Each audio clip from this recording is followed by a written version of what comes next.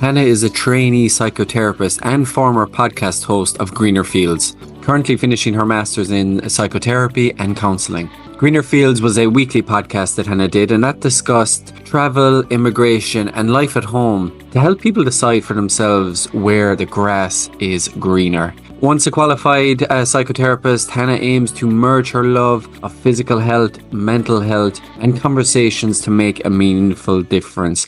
For someone looking to start a podcast who's a little hesitant, what advice would you give them? Do it, do it, do it. Someone has asked me this recently, and I feel like the main thing I can ever say is that even though we feel like there's loads of podcasts out there in the world, there's no podcast by you out there in the world. And I think that has to be something that we really, really listen to and hold on to. I also think if you did it and no one listened, what would be the worst thing that happened? And I think that we think everything we do has to be a huge success or it's a failure. And I always approached Greener Fields. I had no intention of it being a big success, and it's big success in its own way. I was purely happy that if myself, a couple of friends listened and I enjoyed it, like that was going to be good enough for me. And it was for the entire duration of the 2 years. So I'm like, if you have an idea, and I've said it to a few people who've asked recently, if you have an idea, it's actually really easy to do as well. Like it's not that complicated. It doesn't have to be perfect. It won't be as beautiful as the people who have sponsors and things like that. But I can ask me and I'll tell you how I did it. It's not that complicated. And I just think that I'm a big believer in not living in the what if. Just do it. Try it. If no one listens and you enjoy it, is it not worth doing anyway? And there's not too many podcasts out there. There's just not, because you haven't done one. Not everyone has one. And yeah, what's the risk? Not too much with the podcast. That's what I've learned anyway. Yeah, and not to get all corporate, there's a term often used at work called minimal viable product, as in like just get something out there versus procrastinating and waiting for something to be perfect. I think the same really applies here when it comes to podcasting. Absolutely. My biggest thing is like done is better than perfect. And I kind of apply that to my entire life. I'm currently applying it to my thesis. It's like done is better than perfect. Has to get done, has to get done. I really believe that, because I just think if I have friends, myself, been in a situation where I've had these ideas, but I've almost talked myself out of them because they're not perfect, I would strongly argue that nothing is ever perfect, but done is much better than waiting for that perfect kind of podcast idea or concept. Yeah, that translates to everything, right? In terms of if you're trying to build health habits as well, or you want to exercise more, like just actually taking action is often more important. Yeah, absolutely. I feel like it's easier said than done, of course, which is kind of the relationship with everything to do with health. It's like it is easier said than done, but I don't know. I try to very much live in the idea that just try. I think maybe it helps when you get a little bit older. I'm 27 now. I feel like so old. I feel like if you asked me when I just finished my undergrad, maybe it'd be different. But I think what I'm kind of seeing now, people, is like I really respect people who just put themselves out there or try, because I know how hard it is, and I know the fear of rejection is huge and whatever that means. But I feel like if you have this intuition or this like idea, I'm like, put it out there. What's the worst that can happen in a sense of a podcast anyway? There's very little. The worst that can happen is that someone says, I don't want to come on. And from my experience, I actually haven't had anyone say that at any time. So I think we build that fear up in our head a lot of the time. Absolutely. I said that to someone before. I was like, oh my God, no one who I've ever asked. Maybe one person has said they were going through a tough time or something like that. No, because we actually like talking about ourselves. Like we actually do. So when people find interest in our stories, I think it's a very normal reaction to be like, oh my God, do you think that is interesting? Of course, I'm flattered. And that's what I found. I thought the people I would be reaching out to with loads of followers and things like that would have no interest in coming onto a relatively small podcast, and that never happened. That never happened. I'm just shocked too how willing people are to, one, share their story, but the amount of kind of information or the amount of advice I've even gotten from people coming on the podcast, they could be talking to me about maybe what I want to do next in terms of studying. I've talked to people about potential PhDs or how to make the podcast better, and people are very willing to give advice for the most part. Absolutely, 100%. I have had the same experience for sure. I always hear about therapy. I have an idea. Maybe they are picturing lying down on the couch, the person with the glasses going, your hour's up now, we're going to charge you double. If that's someone's perception, like, can you explain what therapy actually is? I think it's really important that I can only ever talk about from my perspective, and also my perspective as a trainee. And so for me, I would have seen a couple different therapists while I was completing my 50 hours, because I moved home from Mayo and I wanted to try different things. And in each sense of those, I would go in as a client to a room. It usually smells relatively nice. There's always a candle or incense, but it's sometimes not that red room with like the curtains covered over that you think it is. And often as a client, you'd be asked questions and things like that. And your job as a therapist is to listen for the things that maybe aren't necessarily being said. So sometimes clients will come in and they'll tell you exactly what they think they know is troubling them. But often it's how their body reacts. So sometimes people will get a little bit more stiff in the chair or they'll be nervous. And we're trying to read what maybe is not necessarily being said. But again, it's not, though we're dealing often with heavy topics of relationships, anxiety, depression, honestly, everything. I'd be naming them forever. Or I, anyway, as a trainee therapist, don't forget the human part of it and the person part of it. So no matter what they've been through or what they're going through, I also recognize that this is a person who also laughs and goes to Tesco to do their food shop or these things like that. And I feel like my expectation before I started being a therapist that I'd have to be really serious and I have to be very conscious of how I sit in the chair with a client. The more comfortable I get with it, the more hours I do, the more I recognize that it's a relationship like anything else. And yes, it is the biggest privilege in the world hearing people talk about things that really matter to them, things they may have never said to other people. But it is also fun and lighthearted at times and creative. And we think about things. Sometimes I've had clients play music that they really love and you get to see parts of people that other people don't get to see. And the intention is that if we can create a space where they feel heard and seen in this room, that it helps the rest of their life in a different way. It's not to fix someone because no one is broken, but it is to just help people navigate things they're going through, whether they are really, really struggling or they're just trying to level up their lives. Like it's the whole spectrum. People often ask me, does everyone need therapy? And I would go, no, not everyone needs therapy, but everyone I believe could benefit from therapy. And I think there are so many amazing low-cost counselling centres. I work in low-cost counselling centres at the moment. Obviously, that's private practice. It's not accessible to everyone, but I feel like if it's something that's on your mind, like just try it. And also before I finish this thing, sometimes you start with therapists and you think this is the only therapist in the world. If you don't like the person, you can change, okay? Breaking up with your therapist is like quite a common thing. You don't have to be stuck for the rest of your life. Trust your intuition when finding a therapist. If it's not the vibe, it's not the vibe. There are other people out there, but often I worry that people would have a bad experience once and then never go back. But I think I'll always say things like, just keep going. Try to find, it's like a physio or a partner or anything like that. Probably isn't going to be the first one that you're just like, this is the one. Yeah, it's like you said, it's like anything, especially with those professions, same with maybe teaching. People have different styles, different ways of going about it or communicating too. So I think that's a good one. Instead of just trying it and go like, that was a bust, like I didn't get on with them. It might just be that relationship didn't work, but the concepts of therapy are still very beneficial. Absolutely. I love when you're speaking, I can almost get a sense of, maybe this is something people don't think about with therapy, a very collaborative process. Like I said, it's not you kind of extracting things out of me and saying, okay, now you're going to be diagnosed with this, you have anxiety, you have this, off you go. It's more so just working together to be able to address challenges, and then you have a variety of approaches or ways that you can do that. Yeah, qualifying as a pluralistic therapist, which essentially means that we know a little bit about a lot of different types of therapy.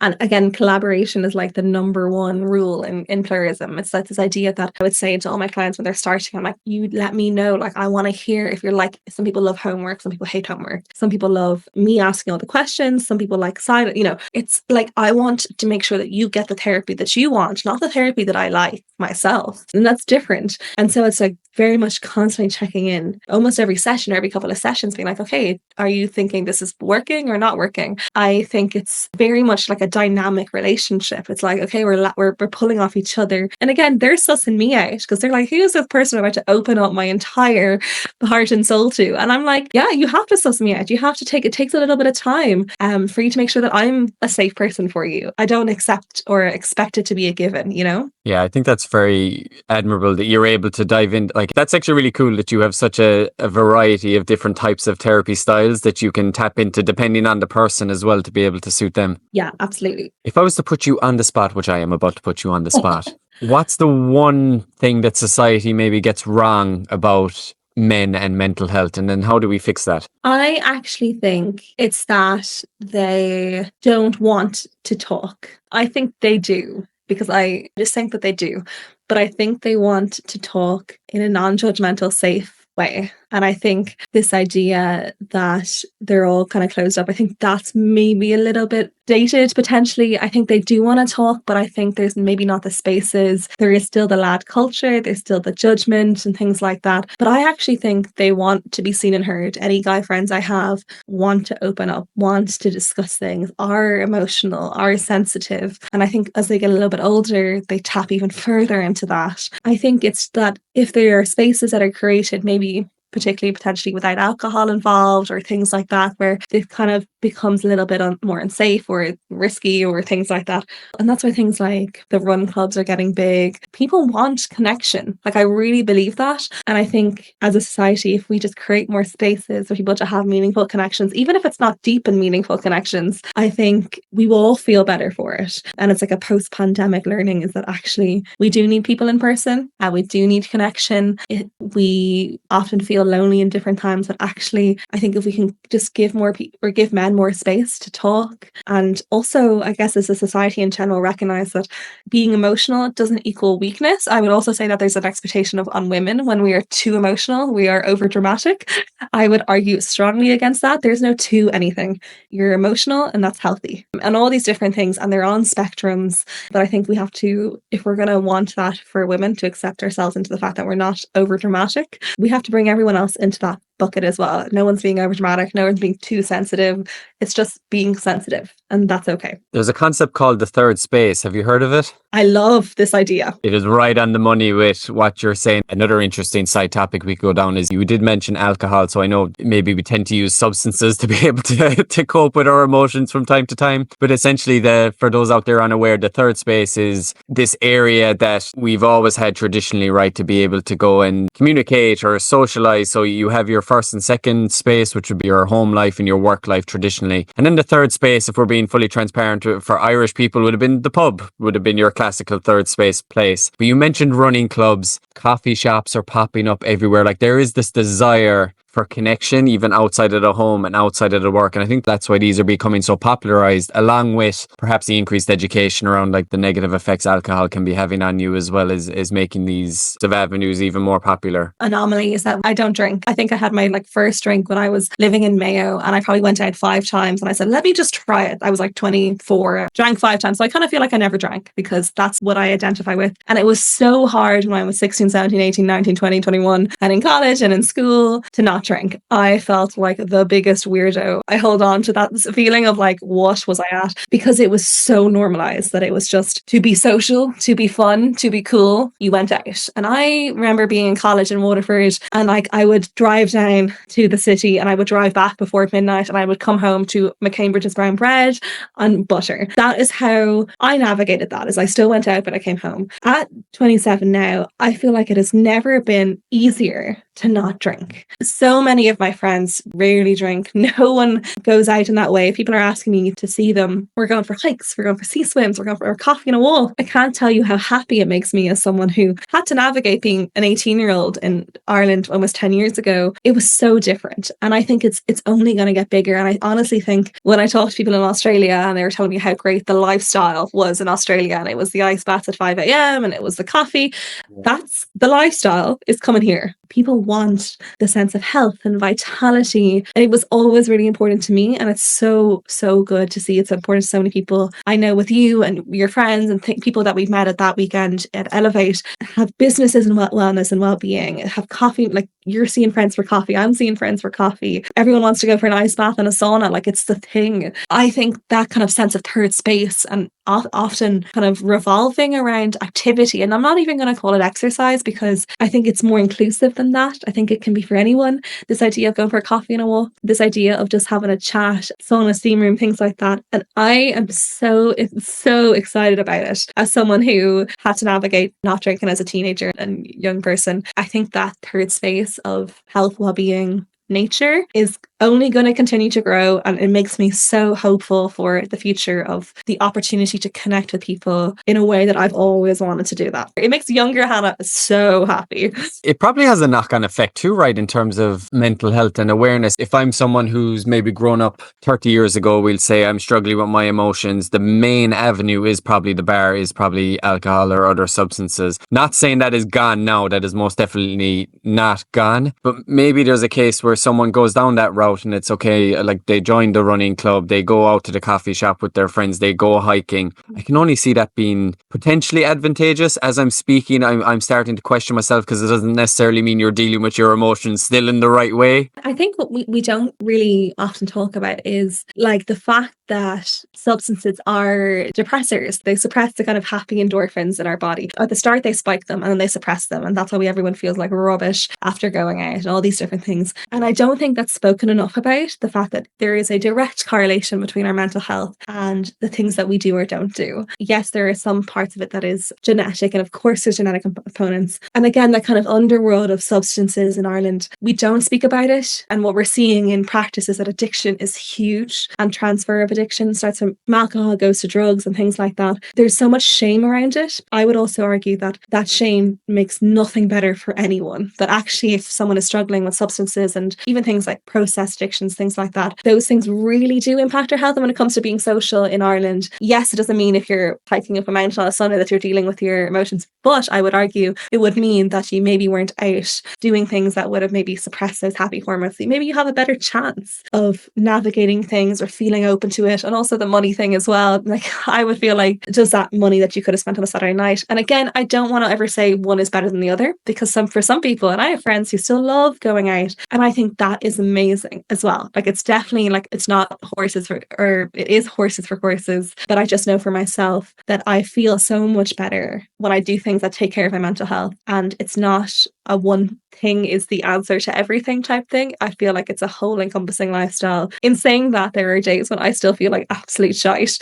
So I still haven't nailed it, but I actually don't think that's the goal. The goal is to being able to navigate the stuffness, the things, the everything of it all when it's absolutely shit and when it's okay. And I think that for me, I don't go to therapy to be able to flow through life with no impact or no problems. Actually, I would argue that therapy sometimes gives me more problems because it makes me face up to things I don't necessarily want to. But I would think the long-term effects of these spaces people can meet outside, the kind of holistic kind of, I would say, Australia-driven kind of ice baths and things like that, I'm all for it. I think it's wonderful. I'm part of it, and I only want to be more engaged with it. How would you, in your therapy practice, if someone came to you just hypothetically and said they're kind of explaining their situation or their kind of emotional state to you, and then it turns out that substance abuse they perceive is like their only outlet, right? It's the only bit of happiness that I have left, like, and they associate it, we'll say, with a positive thing. Whereas in reality, it could be, like you said, it could be causing a dopamine spike followed by an extreme dip, which could actually be making them suffer or make it feel worse for them in the long run. How would you approach that? If that was the case, I feel like I am so conscious of transference in that room. I never want someone to feel judged by me, and they'll never know that I don't drink.